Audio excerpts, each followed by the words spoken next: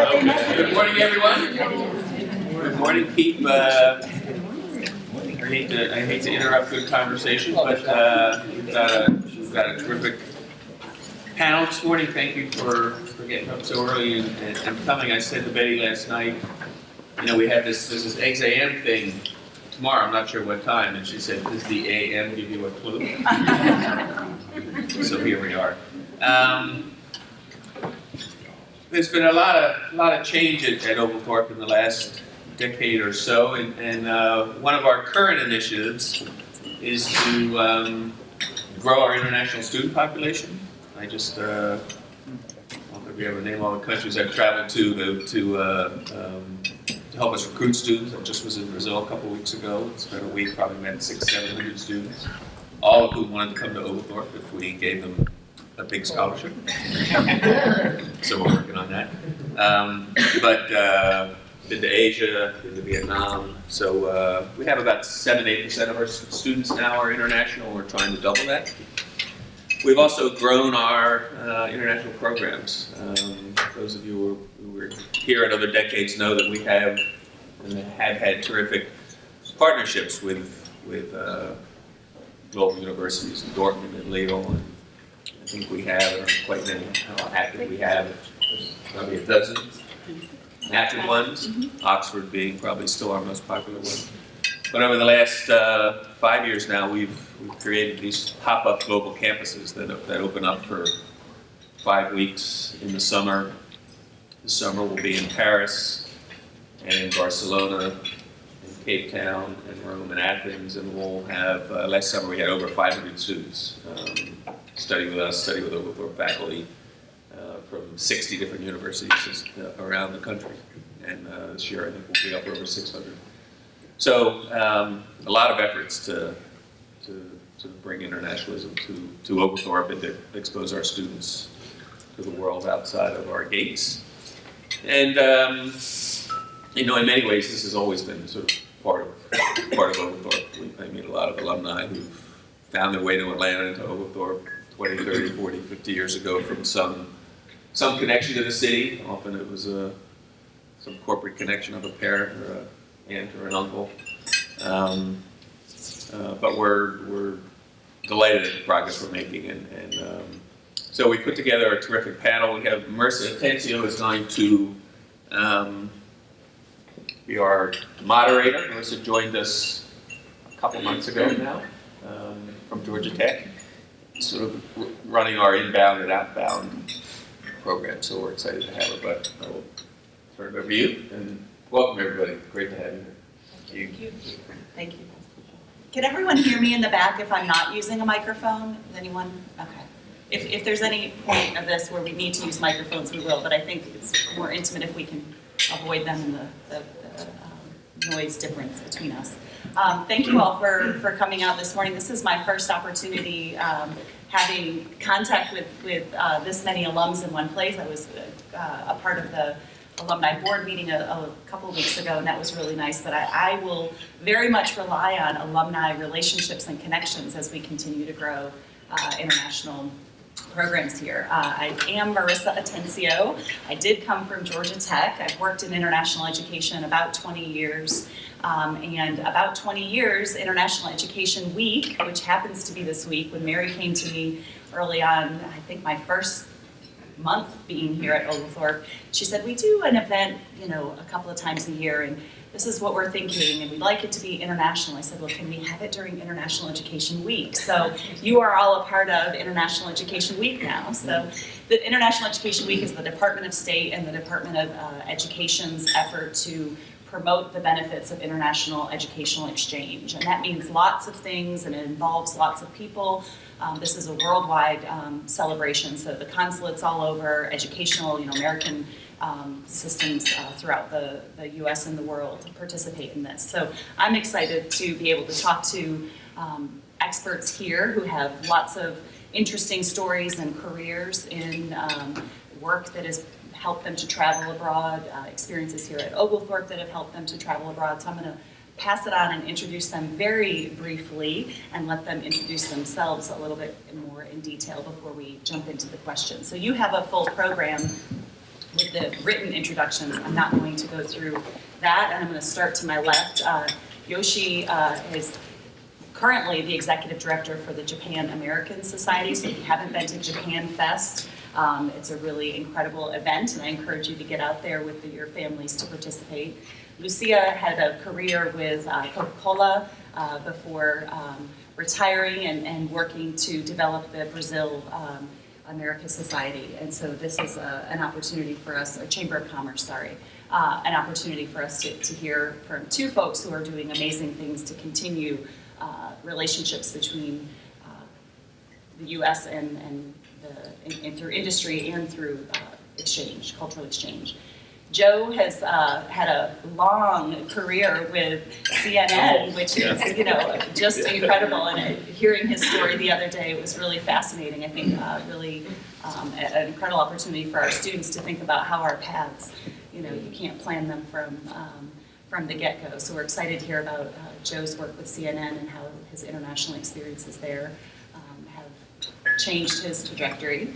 And then Amy, who is our panelist who currently works with UPS in Atlanta and has had her experiences here at Oglethorpe involve a couple of study abroad programs. So we're excited to hear some diverse contributions around the ways that Oglethorpe helped develop the careers, but also how your international experiences have really changed your paths in your profession. So if you want to take a minute to add anything about yourself, I'll start with my first question.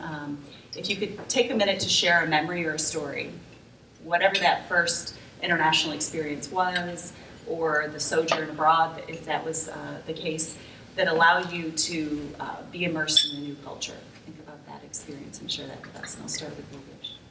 Okay. Hello, everyone. Thanks so much for having me here, and it's great to see you all. See a lot of familiar faces. But I guess my first international experience kind of goes to the beginning, since I'm half Japanese, and my father's Japanese, my mother's American, so I kind of grew up in both cultures. I guess from your perspective, I guess my first international experience was maybe in Japan when I was born there, or when I moved to the States when I was 8 years old, and I kind of learned kind of the American way of doing things here. But yeah, I guess from a young age, I kind of grew up with both cultures, of kind of implicitly learned kind of the Japanese cultural ways of doing things, and also the American ways when I moved here. So kind of goes to the beginning, but certainly through elementary and middle school and high school, and then here at Oglethorpe, we definitely kept up with my international roots. So it's come a long way, but definitely use it professionally now every day, every hour. So yeah. Well, I would say that my first experience was when I came to the United States in 1975. I was a young Brazilian from Rio de Janeiro, 8 million people, and I earned a scholarship to go to Valdosta, Georgia. And I arrived in Valdosta, and I looked around, and I called my daddy and said, "You must be kidding me." And he said, "Oh, I think it's going to be very good for you." I said, "Oh, you should have sent me to prison." I didn't speak the language, so I was using every single, hand gesture to get myself around. And that's when I first found out that no one knew where I came from. I said, "I'm from Brazil." "Oh, Argentina? Mexico?" Like, no, I got a long way to go. But anyway, it gave me a huge opportunity to spread the word about my country. I felt that I had an opportunity also to understand my patriotism about where I came from, study more about my country, which I didn't have a chance to do before. And then I started speaking about Brazil everywhere I went. So that, I would say, built that a platform where I am, 40 years later, leading an organization that is nothing but promoting business between Brazil and the Southeast United States. So I would say that that first impression of being somewhere where no one knew where I came from, and now I speak about Brazil and everyone said, "Oh, they are more interested about the country and they want to know more about the country, but in a different level. How did you get out of Valdosta? Well, No. when I call home and I said, I think I'm in love. So I met my husband, whose family was from South Georgia, and I went to Brazil. He followed me, and then 6 months later, I'm back in the U.S. and established residence in January the 20th, 1977. It was the same day that Jim Carter became president of the United States. So I have all that in my mind, and it's all historical moments. Well, I want to point out, Lucia came through Rotary, a Rotary exchange program, and we're grateful that Oglethorpe has a couple of Rotary students annually, and that really does enhance, again, their contributions to our student experience are really incredible, and we know they're bringing back some great things to their country about Atlanta, Oglethorpe, the U.S. Joe? From Rio to Valdosta, I don't think I can top that. I can spend an hour on you alone. I know, I'm Joe McCurdy. I want to thank Mary and Marissa for this opportunity. What it made me realize just the last few days is we don't take enough time to slow down and reflect on our memories and our past. So I appreciate that opportunity because we all feel, maybe, or at least I do, feel like we're so busy that you don't even slow down to take a breath. And as I was thinking about my first international experience, there was plenty involved in work, but then I got to thinking let me back up a little bit. And I grew up in Peachtree City, Georgia, which is about 50 miles south of here. The sports there were normally the American sports of baseball and football. And I was scared to death of both, getting hit in the head with a baseball or getting tackled by someone. So they started a soccer program in our community when I was 6 years old. And little did I know, but my aunt and uncle, my aunt's American and she married a German, moved back to Georgia. And I would be outside in the front yard playing soccer with my German uncle. And he brought I remember a Bayern Munich, which is one of the famous clubs in Germany, soccer ball there. And immediately fell in love with the sport, loved it, couldn't stop playing it, couldn't stop thinking about it. So that was kind of my international, at a time when soccer wasn't very big here in this state, you might remember. Now it's, of course, amazingly successful. But back then, so that got me into a path of doing something a little different, doing something more international. And when I got to CNN and finally got hired in '93, the next year we started a program called World Sport on Sea International. And I was just a young budding kid and the only guy that really knew anything or loved soccer at the time in Atlanta, Georgia, of all places. So I immediately launched a career with soccer and brought many other opportunities that I would have never thought existed.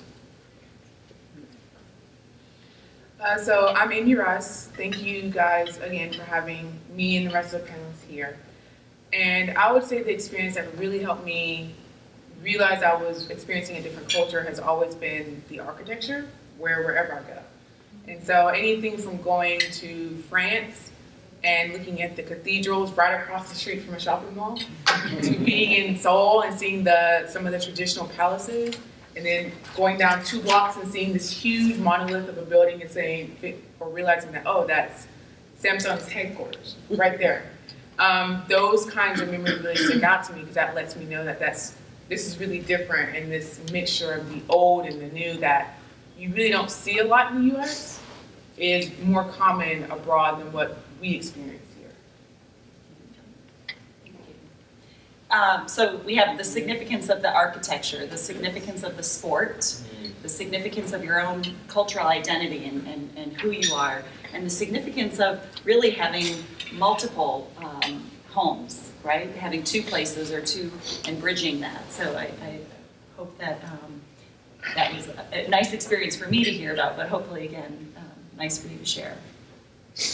In terms of preparation, I think Yoshi being born with 2 cultures, I'm raising bicultural children, and I think that, that experience for them, but how prepared were you for that first experience? And if you could think about maybe not your US Japanese culture, but maybe another travel abroad or experience in a multicultural environment. How prepared do you think you were? And can you share an example of something you encountered that was unexpected and what you learned from it? Yeah, I mean, even if I have heritage from both Japan and the U.S., growing up in both cultures and then working abroad in another culture, another country is totally different. So, going, after graduating from Oglethorpe, I spent a couple years teaching English in Japan on the JET program, and basically you move to Japan and you live there and you work there and you teach English there. So it's definitely more of a kind of a professional abroad experience than kind of study abroad. But I mean, going in, I thought that I knew everything since kind of grew up in both cultures. My dad's Japanese, and I thought it would be an easy kind of a transition. I was a little long on that front, but yeah. I think professionally there are certain etiquettes and customs that I wasn't aware of. Studying Japanese here at Oglethorpe and studying about Japanese culture is one thing, but then living is totally different. So yeah, I mean, I think there are some struggles in the beginning for sure when I was living and working in Japan, even with my background. For example, in Japan, we have the 9 to 5 kind of work day here. In Japan, they say it's 9 to 5, but it's more like 7:30 or 8 to 6, 7, 8 o'clock. So there's an unwritten rule where you have to basically come a lot earlier to work and then stay a lot later. So I was thinking that I would go into the office on time, and then people would already be there working, and we'll say, oh, why are you coming in at this time, right? So I was like, well, I'm here at the time, 30 minutes before my first class or whatnot, right? So, but then, yeah, so I kind of adjusted to that a little bit, the timing, and then, and actually, started kind of working kind of a little bit earlier and later, but then kind of the opposite kind of happened to me where, started staying late, and then a lot of my coworkers said, why aren't you going home? Why aren't you leaving? I can't leave before you because you're the foreigner, and I look bad if I leave before you. Right? So it kind of went full circle. But there's a lot of other things outside of work that kind of happened to that I had to learn, kind of customs, etiquette. There's a certain kind of customary measures you have to do in the office, and outside the office is totally different. So, but yeah, I mean, I thought I was prepared, but yeah, you can never be, I think, prepared. Kind of engulfing yourself while you're living and working in a new environment. So it's definitely a learning experience, but then I think that's the best way to learn and kind of prepare yourself for other opportunities in the future, is to just kind of to live it and kind of experience it yourself, right, and learn it from yourself. So. Or we don't have to go to lunch. Oh. You want to go out a little bit? Do you want to go, Jim? It doesn't matter. Go ahead. Well, I think every day is a different learning, mainly when you have, dual culture. I struggle a lot with having an accent since I was, learning a new language and how to express myself. And I always thought that when I opened my mouth, people just went like, what is she talking about? So I worked very hard in learning the language. So I think I took English as a second language probably 50 times. It's a third language if you will, in Valdosta. That's a whole different thing. Yes, that's true. Being where I wanted to tell people about who I was, where I came from, that, I did not get up in the morning and had alligators in front of my door, that my life was really from a very, big city where people were having the same type of dynamics, and struggling every day to go to work and driving a car. So all of that, I used to just spend hours and hours going like this and telling people, and I said, I can learn more the language because I don't think people are getting it. So I focus a lot on communication. I focus a lot on expressing myself because I thought that was the part where, if I did not have control of my communication, people would not understand about my culture. So as you said, Valdosta was a learning experience too, with another type of English that people spoke. But you know, at the end of the day, as far as differences, in about a year, I realized there's not a better place. You can't compare. This is better, or my culture is better. So I said, you know, I got to give up this comparison and just say, oh, do you want to learn about my country?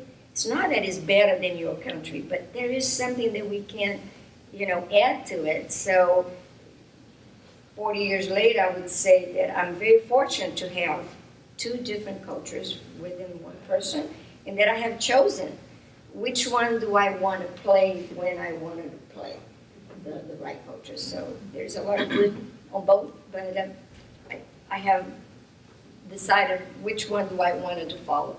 I went to Brazil now since I retired, spent 45 days in Rio and visiting my family. And I would say 5 days that with them, you know, being with my family, they said, go back, you're too American. You're right on time, you want everyone to be, you know, answering the questions the way you want to answer, you are too bossy, you are too this, that. Go back, you're not Brazilian anymore. I'll say I love that question. I didn't realize it at the time. I was 29 and just worked at World Sport for a couple of years and got the opportunity to go to the French World Cup in 1998. And I was just over the moon about it. I couldn't believe I was going to an actual World Cup. We had just hosted it here in the U.S., the previous one. And I thought it was interesting. We were talking about our breakfast table, a nice conversation about language. And I had taken 4 years of French in high school and another year in college, and I was all ready to impress everyone with my French. And I get over there and try to order my first lunch and just fail miserably. From my perspective, the person behind the counter was very appreciative of at least me trying, but I soon realized that speaking a language and maybe passing a test on a language is two completely different things. At least it was for me. So I wish, like heck, I could speak another language. That's one of my regrets in life, but maybe it's not too late. I don't know. But that culture was different. But let me give you some context about what I do. I work on CNN International. So CNN you watch here, if you do watch, is a different channel than the one overseas. If you're on a cruise or you're in Mexico or you're overseas, you'll see a different CNN. Some of the things are the same, but mostly we take a global perspective where CNN takes American perspective. So with that context, we were going to France and covering not only the USA playing in the soccer tournament, but the whole soccer tournament in general. And I was really excited about the football. There's a reason I'm in sports. So don't ask me about Jim Acosta and Donald Trump. You guys probably, I guarantee you know more about it than I do, because there's a reason I'm in sports. So we get there, and about the third day of the event, all excited about the football, we get a call and somebody says, Joe, you guys got to get down to the U.S. Embassy. There's a bunch of people from Iran out protesting in the streets. And I was, what do you mean I got to get down there? I want to watch some soccer. No, you got to get down there. So I was completely flummoxed. I couldn't understand. I didn't know, first of all, there's not much internet back in that day. So I had to do some quick research on what are they protesting? Who is protesting? Why? Went out there, met people from Iran. I'd never seen a person from Iran in my life. Met people that were coming from a different part of the world, different thoughts, different beliefs, different cultures, and trying to understand what was going on in the first place was the level of unpreparation that I could not have experienced. But now I know things like that might happen in our lives, to support our news network. So that was interesting. May I just give you an example? 1994, Brazil won the World Cup. And at that time, I ran an organization called Brazilian American Society, which was to promote the Brazilian culture in the Southeast. And we were in the Beer Mug, used to be a bar in Midtown. and we were watching the game.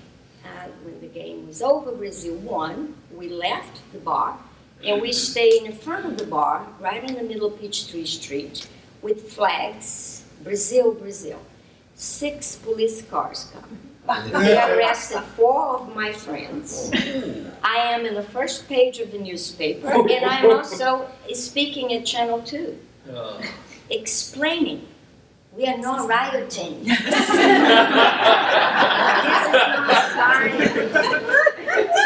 So from that experience, the next morning, as a matter of fact, one of the young guys that was arrested, his father worked for Coca-Cola. And he called me that evening and said, my son is arrested. He was in your event. I'm like, yeah, I know. What are we going to do? So in the morning, I was the first one, in the courthouse, trying to get these 4 guys out. And I had to explain to the judge. I said, we're not rioting. Have you heard about soccer? Have you heard about Brazil and soccer? And by the way, we have a Olympics coming in 2 years. And if you're not prepared for the Olympics as an international event that is going to change the city, you are out of luck. Because you're going to see rioting everywhere. So that experience gave me an opportunity also to speak for the police academy. To internationalize them to what they should expect.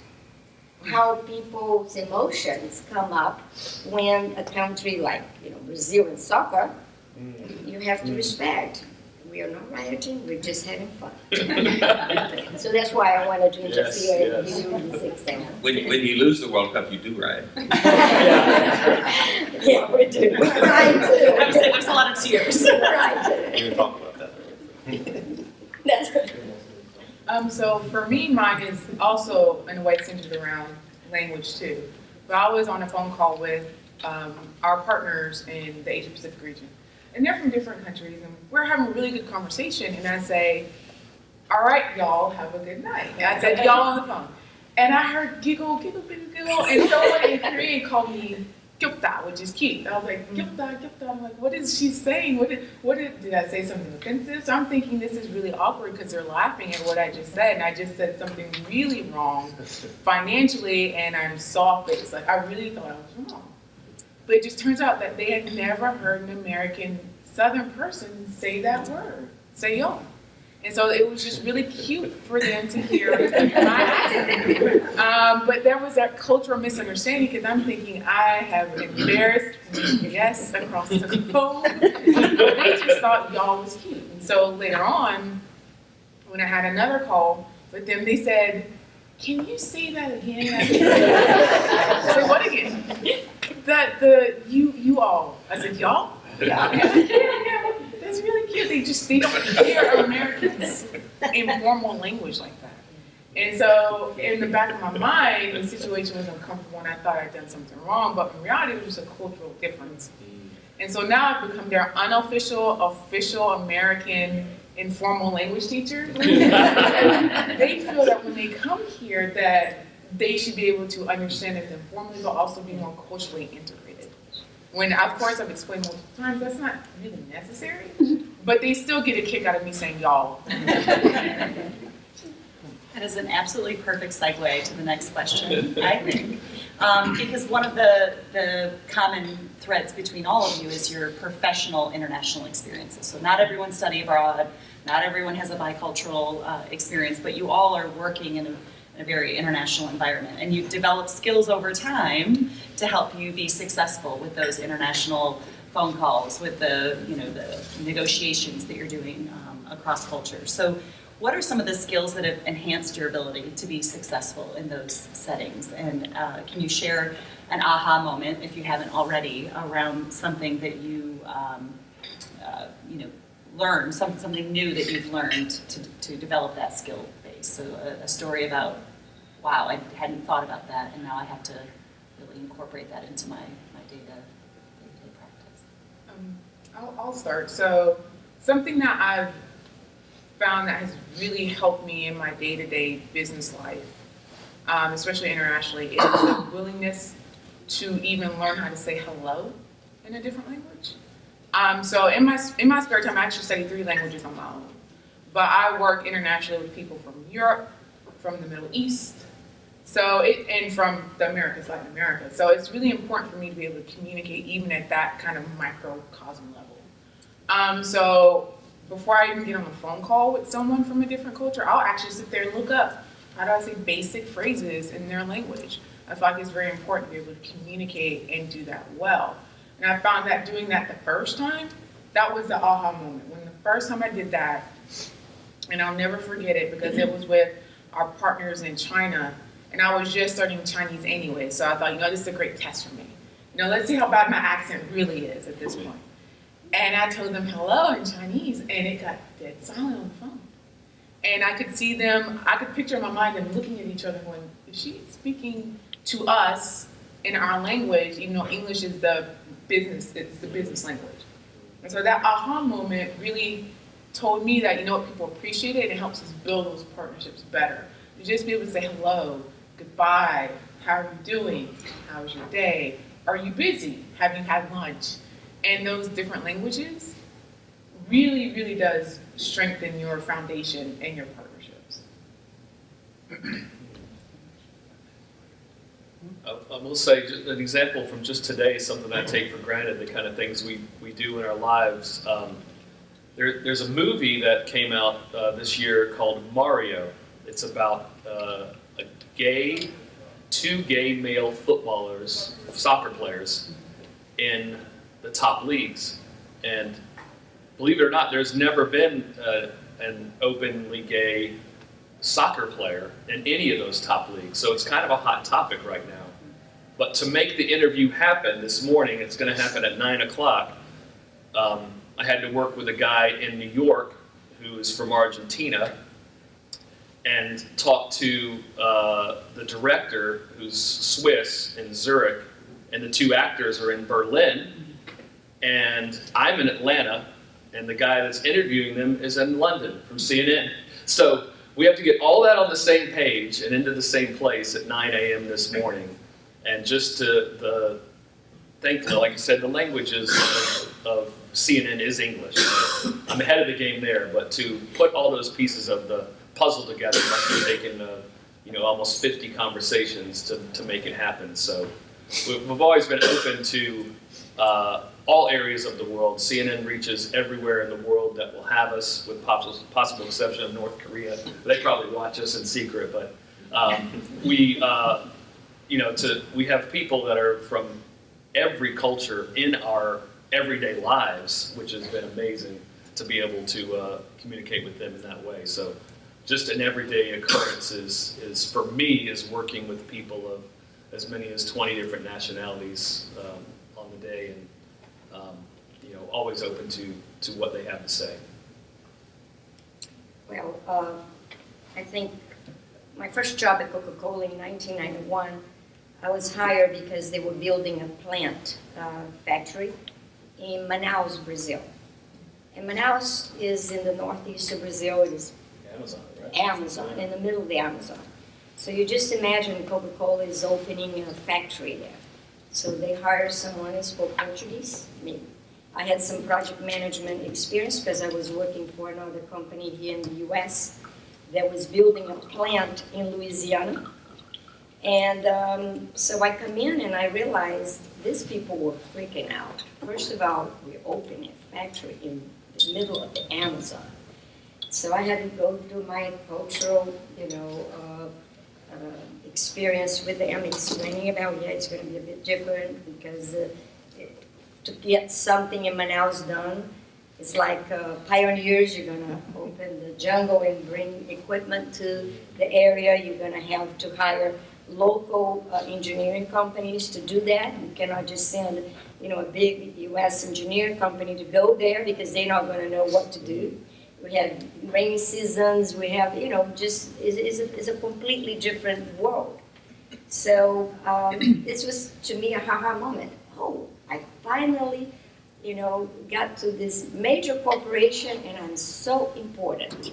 They are going to listen to me and they are going to follow me in a way to make this project a success. And it was actually a very successful project because we bought equipment, we hired this engineering firm, we did the whole project within time and within the budget.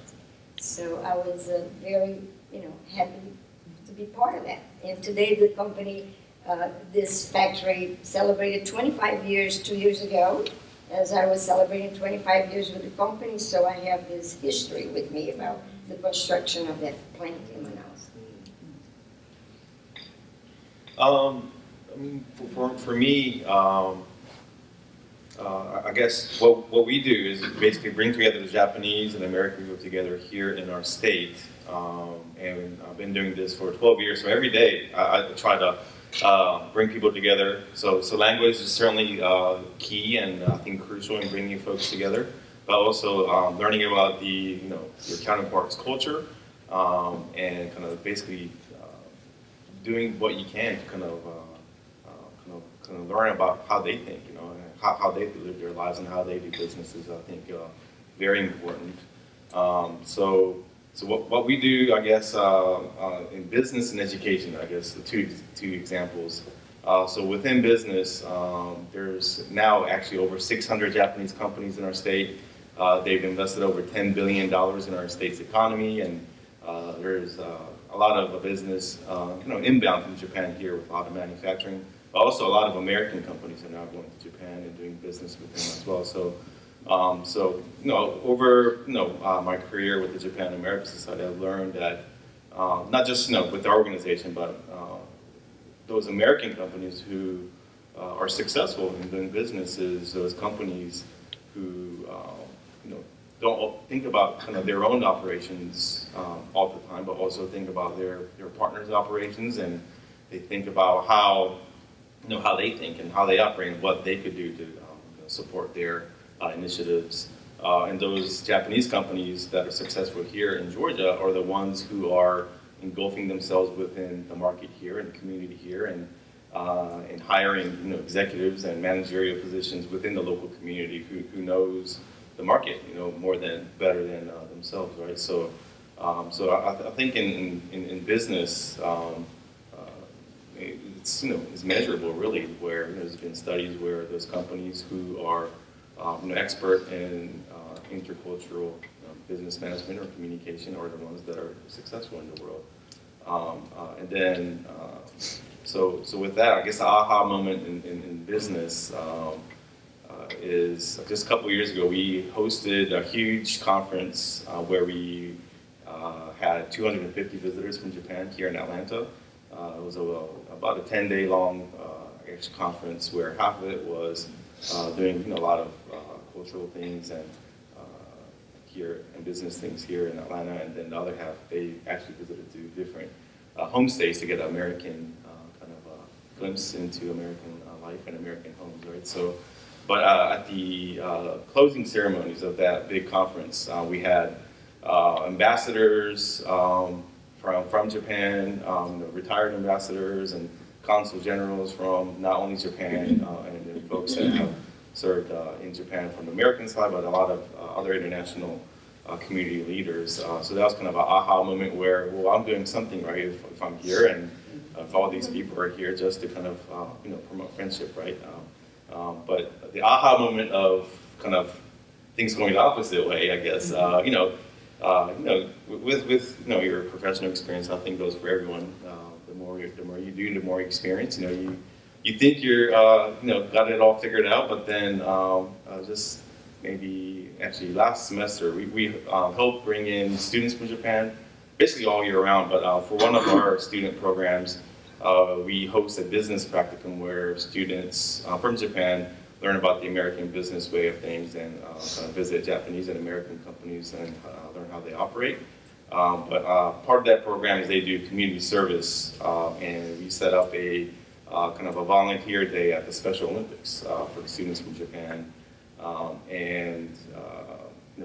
For that day, it's an all-day affair, and there wasn't any lunch served, so it was kind of giving the students an orientation and letting them know that there won't be lunch served. So bring your snacks or lunch from home or whatnot. So I was explaining all that in Japanese, talking very quickly because I had to get them out and get them to Emory where the Olympics were being held. But so just language goes a long way. But so the Japanese word for snacks is oyatsu. But I was speaking very quickly and trying to get everyone ready. I said omutsu instead. And omutsu means diapers. So I was saying, don't forget to bring your snacks, but bring your diapers instead, right? So that's an aha moment where, I don't have everything figured out, right? So every day is always, a learning experience where you have to make sure that you don't use diapers. So I heard from this conversation the openness to learn and appreciate the language or the culture of the other person you're engaging with, the ability to bridge cultures and flex or switch between, and then a shared ownership for how you get to the end goal, and then a willingness to make some mistakes along the way. So I have two more questions that I hope we can get to both, but this one is a little bit about going back to your time being a student. Is there something that you understand the benefits of now that you wish you had thought about a little bit differently as a student? And how would you convey the importance of that to any Oglethorpe students in the room with us?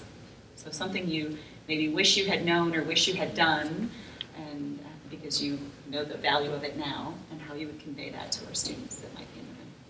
We do have a couple of them. I would start because I was an adult learner at Oglethorpe. My 2000 was after I joined Coca-Cola. I had, the scholarship from the Rotary Club to attend Valdosta State because I was on my second year of nursing school in Brazil. And as in the 70s, you do things based on your heart and not so much your head. So I got married very young, and between my husband and me, we decided that he should pursue his career before I pursue mine. So he went to University of Georgia, got a degree in agriculture and engineering. We went back to Brazil. He worked in my family's farm, and we learned a lot from that. And then we came back, and I got a job at Coca-Cola, and here I am. I had 3 years of school basically, but I didn't have a degree. And my experience at Coca-Cola was just opening up, and I thought I need to go back to school and get a degree. So I came to Oglethorpe because it was, to me, one of the best environments to learn on after work program. The school was flexible with me in a way, in trying to immerse my, my life, working so hard during the day, trying to prove myself at Coca-Cola, and then arrive here and going through the whole curriculum. There was so much education from the professors. So as an adult learner, I think it was great, but I wish I had, done a few years earlier. And that's probably the only thing that I would say regretted. But I love the school so much that you need to put it over here. I'm the class of 2004 that graduated from the MBA program at Oglethorpe. So I spent 8 years of my life here in this campus doing the work programs. So I would say something I would tell students here that I wish I'd paid attention to more here, and that I kind of regretted, is that for the 2 times I went on the short-term study abroad trips when they were offered, I didn't really bask in the experience like I should have. I'm willing to admit that. Like, looking back at how I travel now and how I value those experiences versus what I did then, it's not nearly at the same level. And so I would tell students, if you have the opportunity, number 1, go. Number 2 is enjoy the experience. I promise you, you can take pictures later. I can also promise you that the Mona Lisa is really cool in person, but if you're trying to focus on taking a picture of the Mona Lisa, it's not nearly as cool. But just bask in the experience of the trip and of where you are versus thinking to yourself, I've got to get the souvenir, I've got to get the photo opportunity, I've got to put it on. I think everyone's moving to Twitter and Instagram now. I've got to do it. Don't worry about those things. Just bask and enjoy the opportunity, enjoy the learning experience. Enjoy sitting down at a cafe by yourself and having a random stranger talk to you. That has happened to me more times than I care to count now as an adult when I travel. But that's because I feel I give off more of an air of I'm willing to be more open and just bask in your presence as a stranger versus when I was younger and I was more concerned with getting those tangible items. And I can tell you more about the strangers I've met traveling. I've met some really interesting folks. I met a lady, and she actually works for the Korean military, and her entire job is measuring and understanding exposure radius. We just had coffee one day because she saw me in a coffee shop. So again, it's those kinds of opportunities that you just don't get. That if you're not basking in what you're doing, you won't have.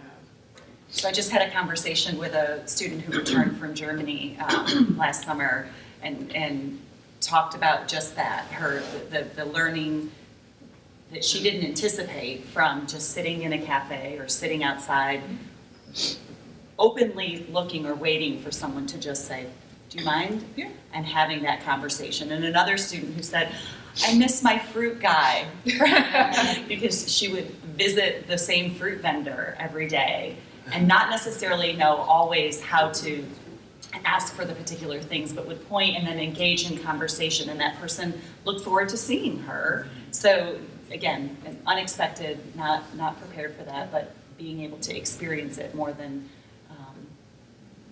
like you said, what you bring back is the tangible. So interesting. Well, I'm jealous of you, Amy, because I was here obviously 20 years before. I played soccer here. I remember Dr. Larry was saying how much he wants to get more internationals here. I was trying to remember who on our team was from the other parts of the world, because especially in the 80s, you would think half your soccer team would be more international than American, but I can only recall two. We had one called Joseph Akyompong. He was from Ghana, and we had another called Samson Desta, and he was from Sweden. Now, Samson works with me every day at CNN, so I see him all the time. And to bring it forward, a soccer player that was here not even 2-3 years ago from Holland, named Martin Edelman, works with me today and on our team. So it's been amazing full circle. But at the time, from the late 80s, going here, I had no idea I could study abroad. And I don't know that's my fault. I don't know. I had no idea. For one, I guess I played soccer, so it's kind of a year-round thing. But for another, when I met my wife at CNN, 5 or 6 years later, and she said, "Oh yeah, I went to Santa Clara out west, and I studied in Durham, England for a semester." I said, "You did what?"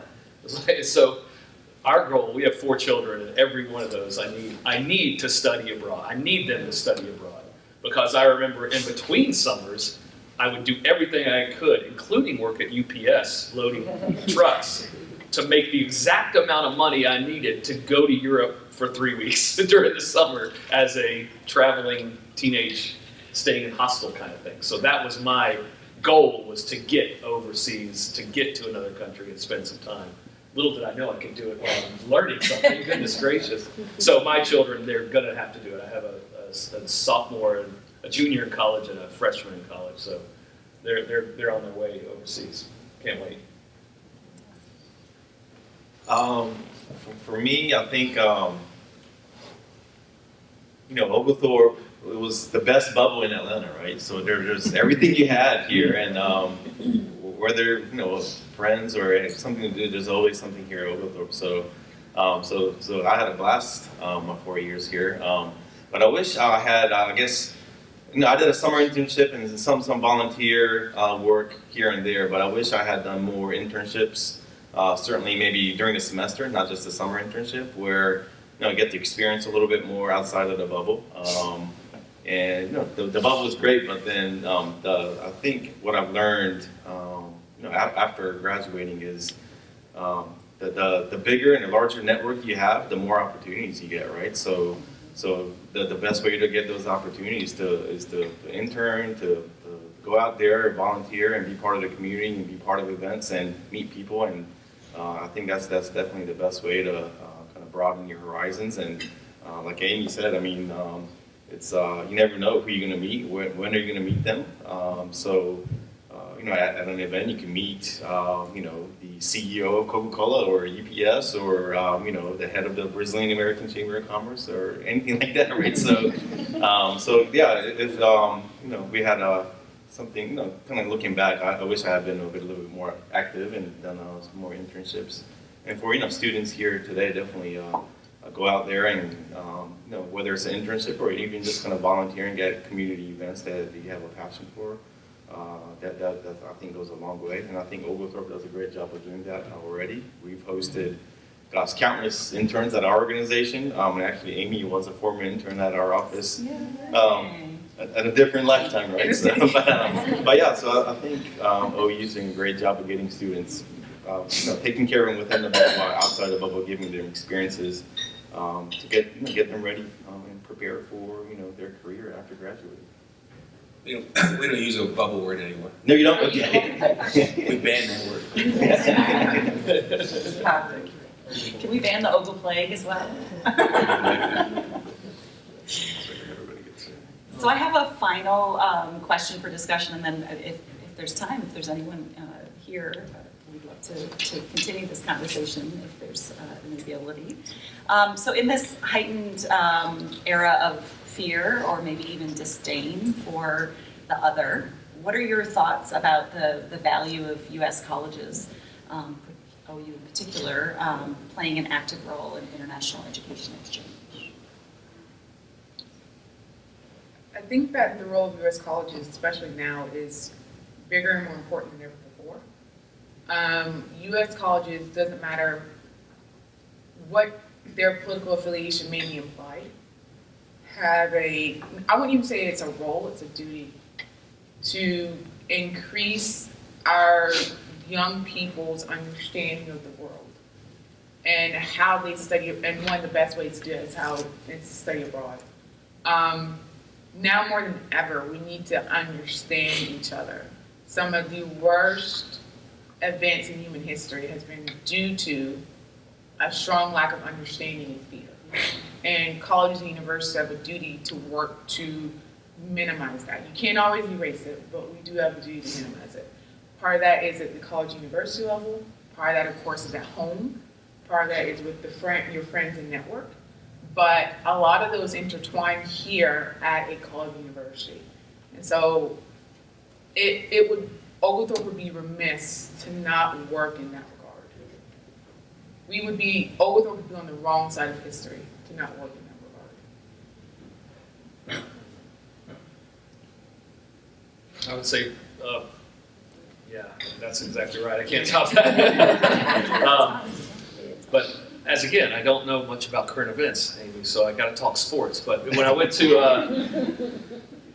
I love that question, and I know I went to the last 6 World Cups, right? And it just so happens that they were each on a different continent. So we had France, and we had Korea, Japan, back to Germany, over to South Africa, and then to South America, and then Russia. Forget about Russia, but no, sorry. No, sorry about that. Not appropriate. But the next World Cup, does anybody know where it is? Qatar, Middle East, right? It's like, if I could just get there, then world peace will happen. And that's the only place we haven't been, and that's one of the hot topics there. So, 2022, we'll sort this out. It's very interesting to say that, because being here for so long, I have lived in the U.S. longer than I lived in Brazil. And when I first came, I was certainly immersing the U.S. culture. I wanted to be an American. I wanted to embrace everything about American because I thought that's what I needed to do. I wanted to speak well. I wanted to have the same customs And then Coca-Cola went through the class action suit in the 90s, late 90s, beginning of 2000 something. And value was given to diversity. And now everybody's talking about diversity. And I'm like, wow, I can be Brazilian now. And I started to understand what I had of value that I could, share with others. And it was fine to be different. It was okay to be from a different culture, because there was this whole idea that we should all come together and have different thoughts, and those differences would make a stronger, group. And I was like, oh, that's great. And now I am in the phase where, do I really want people to know that I'm Brazilian? When I go places, my husband yesterday, he and I were at he was trying some glasses, and the lady was trying to get him to buy a specific glass. And he spoke with me in Portuguese, and he said, she's trying to push me to get this glass, but I don't want this glass. And she said, what language do you speak? And he said, Portuguese. And then he and her started talking about Brazil, and he said, I can't wait for the day when I'm stopped and someone asks me for my proof of citizenship. And I looked at him and I said, why would you feel that? You are Southern American, you're white, you this. I said, I can't think like that, But if I am to think what goes on today, I would be in fear. Because once I'm stopped and somebody asks me, please give me your proof of citizenship, I would say, have I just walked 40 years back? So I think that what I just explained, I hope is just a cycle. That we're going to, continue to have universities open to welcome foreigners, to embrace the differences, that we're going to share, with each other what we bring to a group, to a community. And you have a very important role, as Amy said.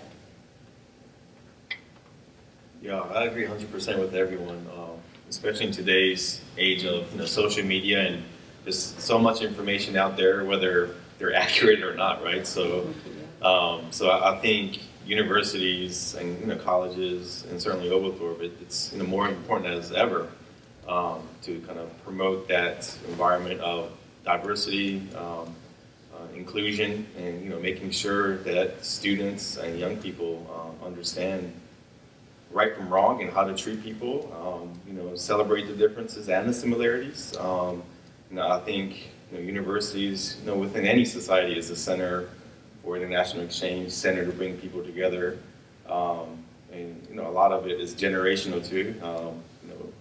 A lot of we're seeing, I guess, millennials have different types of values or whatnot, just as important as what we all grew up with too. So I think universities definitely has a very important role in kind of bridging all that together and making sure that we all live peacefully and we all understand each other. Right? So I'll close with some statistics from a recent report. So the Institute for International Education puts out something called the Open Doors Report in partnership with NAFSA and institutions reporting their data on enrollments of international students and participation, U.S. student participation in study abroad. So in 2015-16, international student enrollment hit an all-time high, and that was the last year that we've seen growth in new international student enrollment. So for the last 2 years, we've seen small drops anywhere between 2 and 3.5%, while study abroad participation of U.S. students is continuing to increase. So this 2016-17 is the most recent data for study abroad participation, but U.S. students, there are just over 335,000 U.S. students studying abroad, U.S. colleges. So It's a mixed bag. It is a time where, fluctuation in international student enrollment is down, but we are remaining hopeful because we see continued growth in U.S. students going abroad. So I'm going to stick with your positive that this is just a dip in a continuum, and that we will continue to know the benefits and see the benefits through your employment and through the experiences you've had and shared with us of having diverse workplaces and having those partnerships across the globe, and how that advances our world. Before I close, I want to thank all of you for coming out this morning. I hope that it's been an interesting, insightful conversation that you've heard up here. Are there any questions from any of you before we? Is Mary still here? Oh, there you are. Mary, thank you so much for bringing us all together. This really has been great. We have recorded this, and I appreciate our panelists for allowing our alums allowing that. This is a great opportunity for us to share parts of this with our students here. You've shared some really great insights. Thank you. Thank you.